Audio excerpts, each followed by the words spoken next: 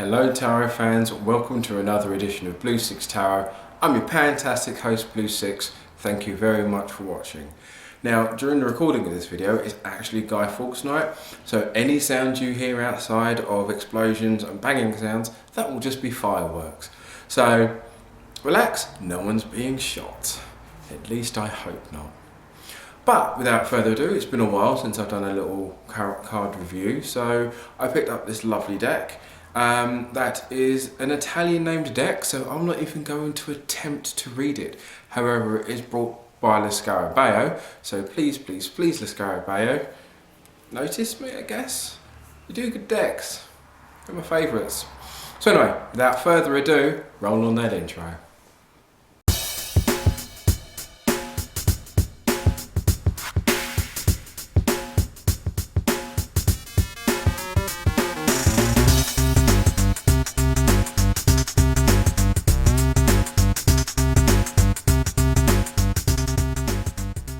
Okay, so today we'll be looking at this really cool deck. So this is a majors only deck, so it only has the first 22 cards. So once again, we'll take a nice little look at the box, which is 11 inches or 4.5 centimeters. Oh, sorry, did that the wrong way around. About 4.5 inches, 11 centimeters. Thought 11 inches was a bit big.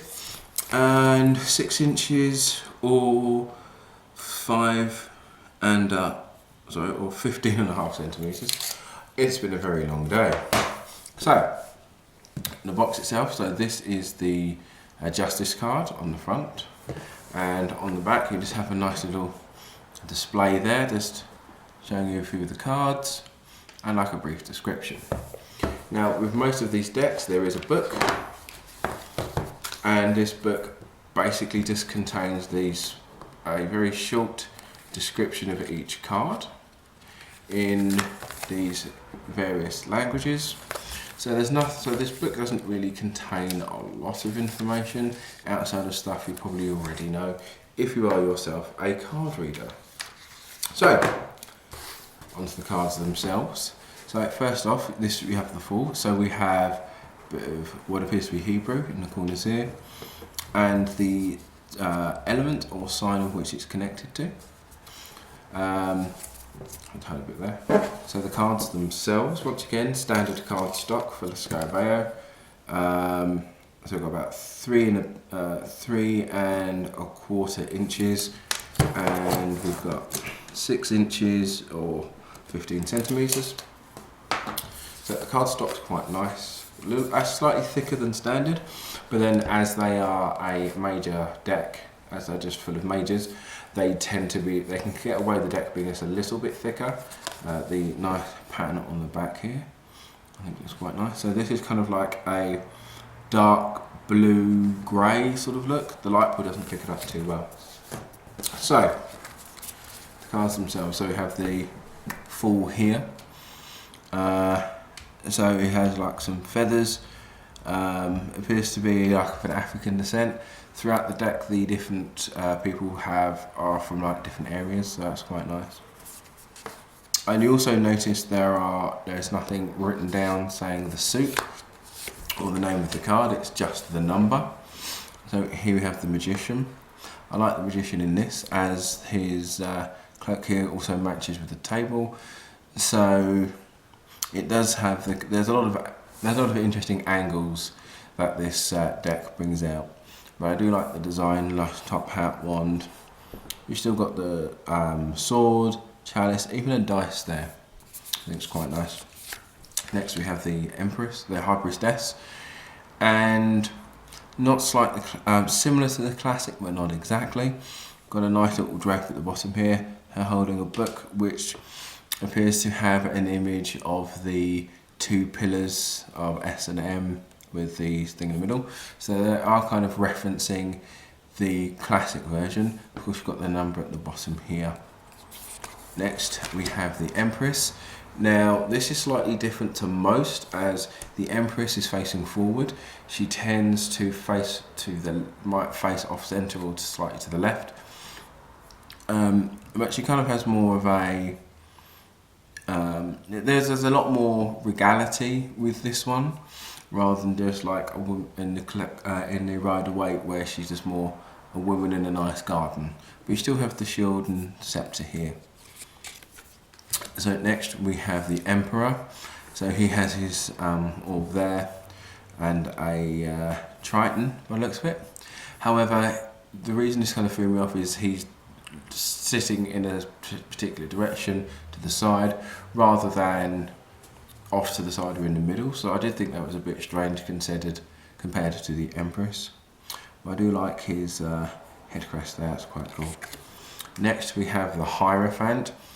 Now I thought this was a bit odd as the Hierophant has his back to you, but you still have a Notre Dame-esque cathedral on the back there. That's the closest one I can think of. I'm not great with cathedrals or religious buildings of most stripes. But you've got two priests or monks in the corner here, which is usually what's seen facing the Hierophant. But yeah, I don't know why his back is there, but it's still, he's still got his staff there and stuff, so that's pretty good. Also slightly different is the Lovers. So it is a man on his own with an angel above him. But what I think is interesting is, so not only is it just a person on their own, but also there's like a tear in the back of his coat, which would be on the side of where his heart is. So I don't know if it's a case of he's been struck, but the person he is pursuing or is in love with isn't in the frame.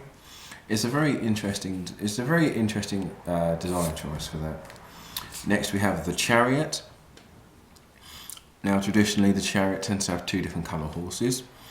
The horses both tend to look the same colour, but I don't know if it's supposed to be the style of lighting, but one leg is slightly darker than the other. Now I don't know if that's supposed to be that's just how it would look depending on how you're looking at him from the angle there. But as we're looking face on and there doesn't appear to be any differences with the horses, I will kind of say that it's probably supposed to be one leg slightly darker than the other instead of the two horses being different. Although I do like the fact this is also like a pharaoh in a chariot as well, so that's pretty cool. So next we have Justice, which we saw on the box. Now you have like a better view. I do like the fact that the scales are part of the throne rather than something she's holding. The fact that you can't really see her face because all of her face because of the sword, I think is quite a nice little addition there. And the design of the throne, I think is quite nice. So next we have the Hermit. This one I also think is kind of interesting because you're seeing the Hermit from the side and you're not sure if that's supposed to be that part there, especially in front of him or around him. You're just seeing the side. It's really hard to tell. One thing I think is quite interesting is he has the lantern on the top and the hourglass at the bottom. Now, older versions that pre-Rider-Waite-Smith I had recently learned is the Hermit used to have an hourglass instead of a lantern, and so I think that's quite nice, the fact they've got the lantern there. Got the hourglass there, and a nice little snake dragon thing on the staff. And he's looking at it kind of quizzically. Next we have the Wheel, or the Wheel of Fortune. This is though there's not a lot in the card, there's a lot of details in this. As the person turning the wheel is pretty much taking almost all of one side of the card. And you've got a kind of nasty looking guy at the top and a kind of concerned guy at the bottom. I think that's quite nice. I mean, as I said, there's not a lot happening, but there's a lot of stuff to see in it, detail-wise, so I think that's pretty cool. Next we have Strength. Now, I like how there's a lot of angularness to this line here, and the kind of how it's placed with the man here. Now, I think this is probably, given the look, it has a feeling of like a Babylonian. That's when you see stuff about ancient Babylonians. They do kind of have that kind of beard sort of look, or kind of like Zoroastrian, back when like Zoroastrianism was more the religion, and it kind of just makes me think of, I can't think of the people's names unfortunately, but it does have that kind of 5000 BC sort of culture in kind of how this person is designed. Next we have the Hanged Man. So this has more of this guy with a little bowler hat and an umbrella, his little suit. So this time period, as I mentioned earlier, the time periods and like the cultures that are in this deck are quite interesting. I wouldn't know if I'd want this deck as a full 78 cards.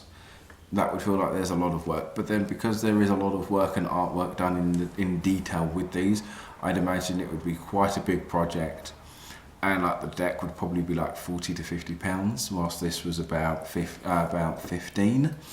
This is probably about $20, I think.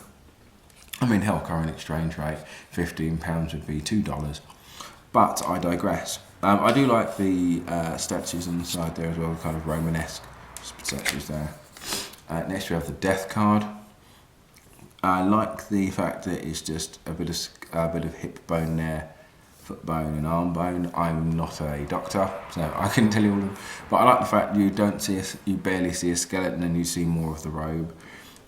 I like what looks like an eagle with a coin, like the idea of like giving pennies to the ferryman. Then we have Temperance, which actually has more of the Japanese sort of look to them. With the, I don't know much about.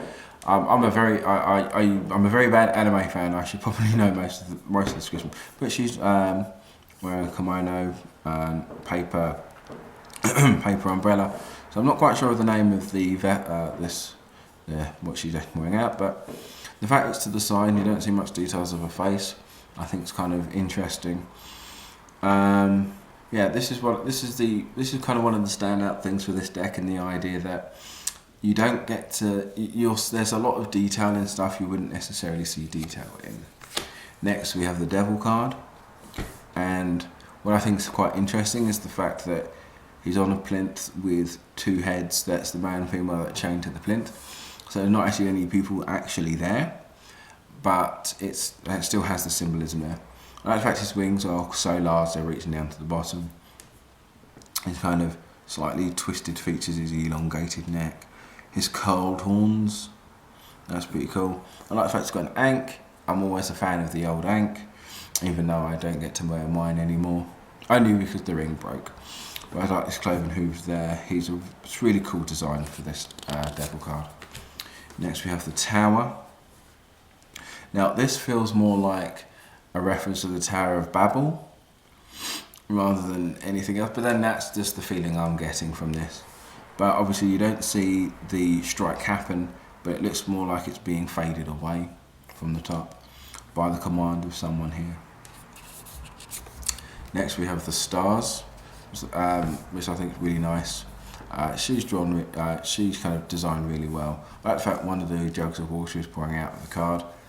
And the stars in which she's looking at are the same design that you have on the back of the card itself. So that's quite a nice little touch there. And then we have the Moon. Once again, we've got an Egyptian look here. So you've got two wolves, two dogs at least, one front, one back, two different colours. Still got your little crab at the bottom there, and the moon is the face there. So I believe this might be like a moon goddess from Egypt, maybe. I'm not as good at Egyptology as I should be, but with the robe there kind of being basically translucent, so that's kind of cool. So you still get a lot of interesting features of the muscular structure and stuff, and still really interesting shading. Next we have the Sun. Similar principle, it's just a guy showing off all of their musculature. Once again, really fine detail with this. So if you're a person who collects for the art but not for the reading, this is definitely a deck I would recommend. So next we have Judgment. We've got the Justice card. Judgment card, my apologies. It's been a long day. So we have angel calling out people from out of the graves. Once again, great detail with the robes and how it's designed there, and the design of the dead people, of the corpses, being emaciated rather than just skeletons. So you see they're like, so it looks like they're not really, don't have any skin, but you can see a lot of the details of the ribs and the muscles and all sorts. The alignment of the skull, I think that's really cool. And finally, we have the world, which I think is a very interesting take, where she's just got the world, the world on a hat, and she's pregnant, but with this line here, it looks more like she's holding an egg, but how she's holding it in her hand and the cloth and this kind of part across the stomach, without that, it looks like she's pregnant, but it's also implied that she might not be, and just being a nurturer. But overall, I think this is quite an interesting card. This is a deck you can spend an entire day looking at.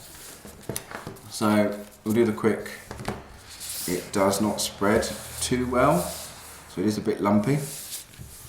But being their card size, it's kind of large, obviously. Shuffling, they shuffle quite smoothly, but being the size they are, they might be a little trickier if you're someone who has smaller hands. But overall, I think this deck is really cool. I'm really glad I picked this up. I'm picking up a few interesting decks on a whim and being very surprised. Yes, this is a really cool deck. I definitely recommend this if you're a reader or a collector. Enjoy fireworks night, and I'll catch you all on the flip side.